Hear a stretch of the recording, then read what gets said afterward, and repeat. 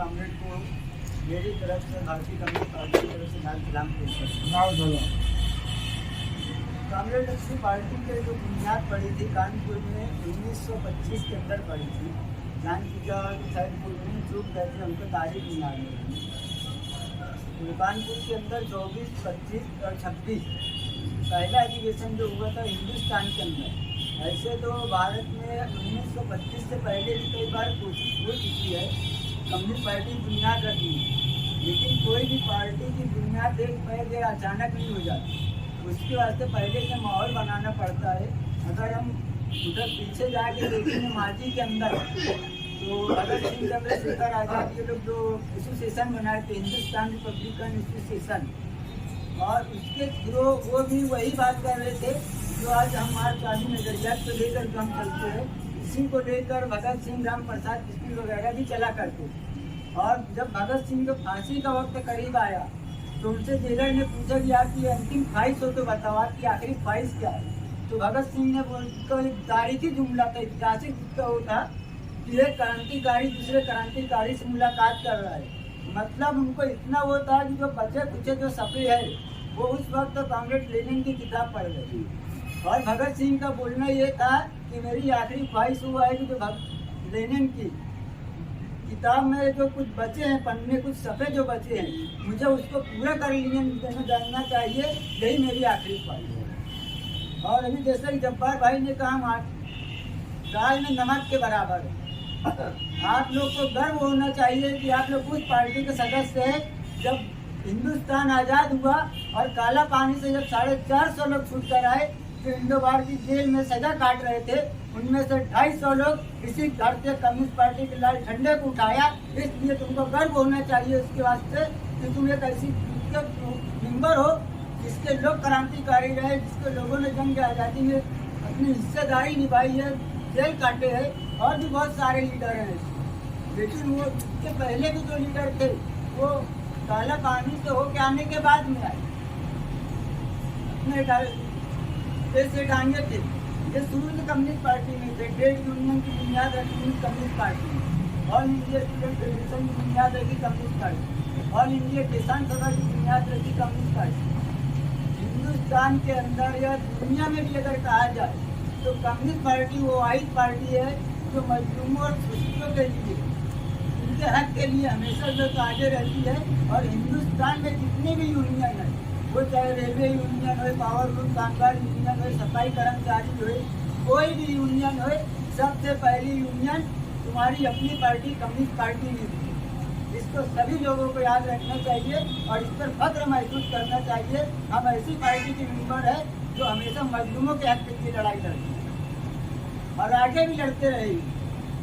अतुल कुमार इंसान के लिए इंटरव्यू में पूछा गया था कि आप लोग पार्लियामेंट्री सियासत में इतने पिछड़ क्यों गए हैं, तो अतुल कुमार अंजान ने कहा था कि शायद हमारे झूठ ना बोलना ये हमारे लिए सबसे ज़्यादा नुकसान देखना है। आज के माहौल में जब कम्युनिस्ट पार्टी की पार्लियामेंट में सीट कम है, असेंबली में सीट कम है, नगर पालिका में सीट कम है, लेकिन आवाम के बीच में वो भरोसा आज भी बरकरार है जो भरोसा जो 1925 में कायम था। अगर आज के वक्त में कोई कांग्रेस से पकड़ा जाता है भ्रष्टाचारों के आरोप में तो बोलेंगे यार इनकी तो आदत ही है। बीजेपी वाले का नाम आता है तो बोले यार ये तो है ही पहले से, शुरू से इनकी तारीफ है।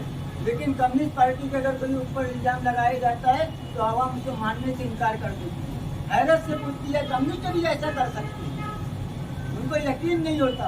और एक सबसे खास बात जो है कम्युनिस्ट पार्टी की, आज़ादी के बाद से जितनी पार्टियां हैं हिंदुस्तान में सबका अपना झंडे का निशान और सिंबल बदल गया है, लेकिन भारतीय कम्युनिस्ट पार्टी जो है आज भी उसका निशान वही है। आज़ादी के 75 वर्ष होने बाद 75 साल हो गए आज, लेकिन आज भी वही निशान है। निशान बदली हुआ भी नहीं है और आइंदा हो गया भी नहीं।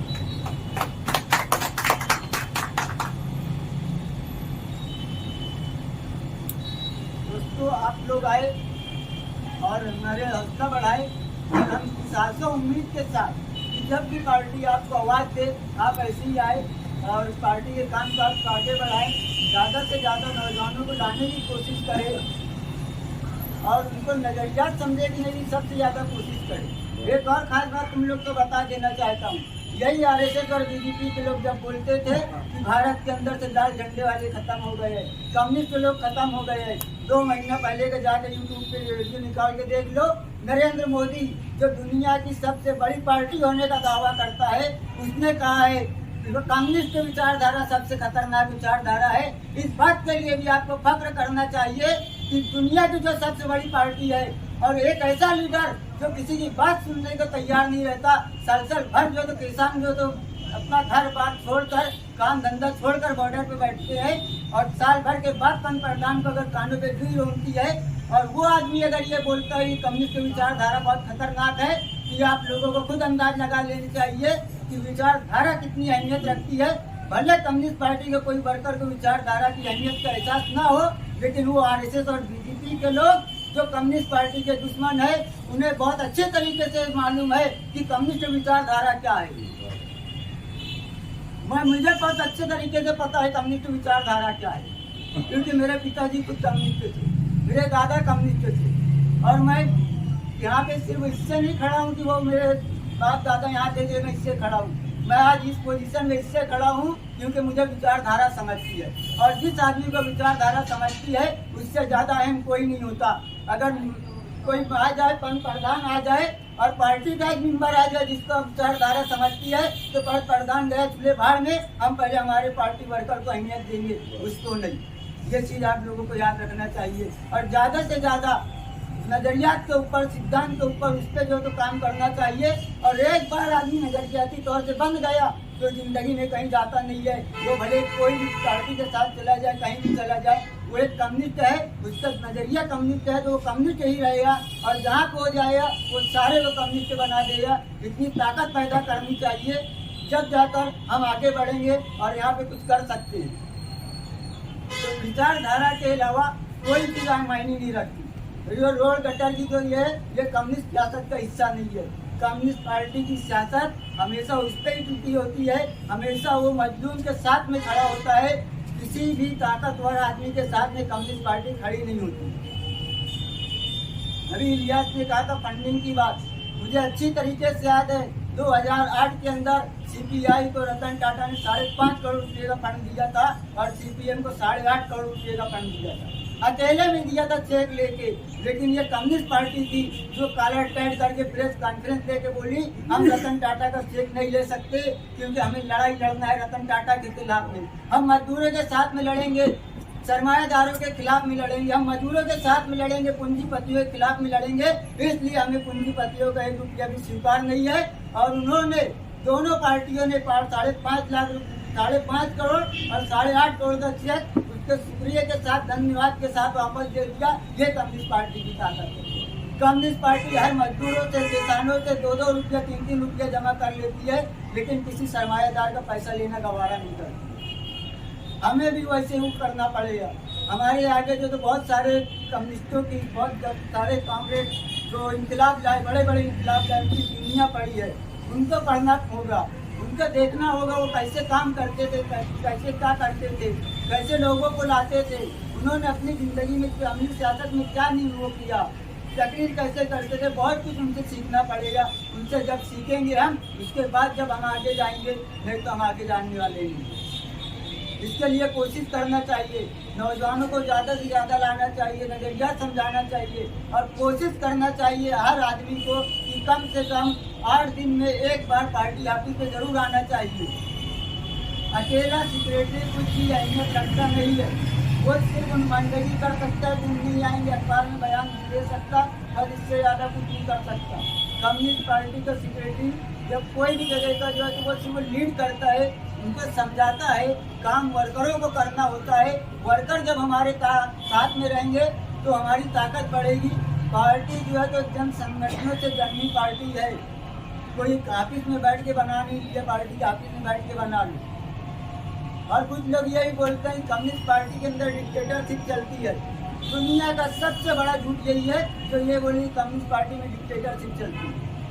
कम्युनिस्ट पार्टी के अंदर शाखा से लेके गांव से लेके तालुके से लेके जिले से लेके सूबाई से जो तो ऑल इंडिया लेवल तक जाती है। बाकी सब जगह जो है तो आरएसएस के दफ्तर में बैठ जाएंगे, बोल देंगे अमित शाह सब। अधिवेशन कब होएगा? 6 महीने बाद।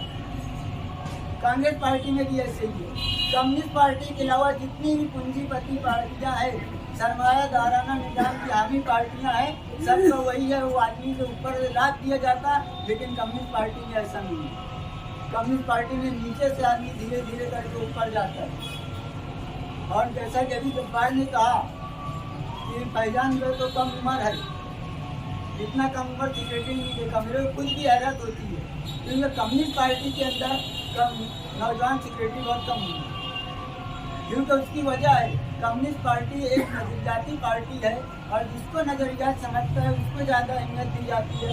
और नजरियात समझना बहुत मुश्किल काम है, आसान काम नहीं है। और उसके बाद पार्टी में अभी तक ये था यार कोई तो बिलाव मेम्बर बना लो, लेकिन कम्युनिस्ट पार्टी के अंदर पहले रमजान बाबा है, कमरेड मुफ्तिया सारी रफीक चचा, ये लोग को पता है। अभी तो मैं 15 साल का है, तो जो आता डायरेक्ट मेम्बर हो जाए।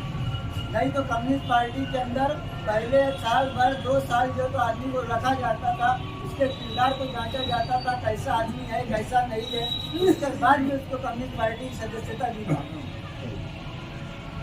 ऐसा नहीं कि कोई भी आओ बन जाओ, इससे जो है तो पार्टी का रिकॉर्ड खराब होता है।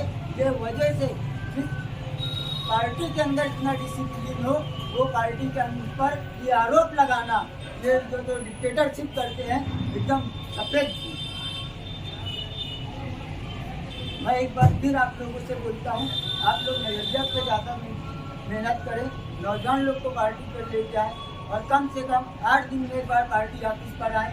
इंशाअल्लाह अपने लोग बहुत अच्छे से पार्टी चलाएंगे। अगर आप लोगों का साथ रहा तो इलेक्शन को भी 2 से 3 महीना है और मुझे नहीं ये लगता कि ईद से पहले इलेक्शन हुए। अगर ईद बाद अगर इलेक्शन जाता है और आप लोगों का साथ रहा तो पूरी 84 या 90 सीट जितनी है उतनी लड़ाने का ऐलान करता हूँ। इतना बोल के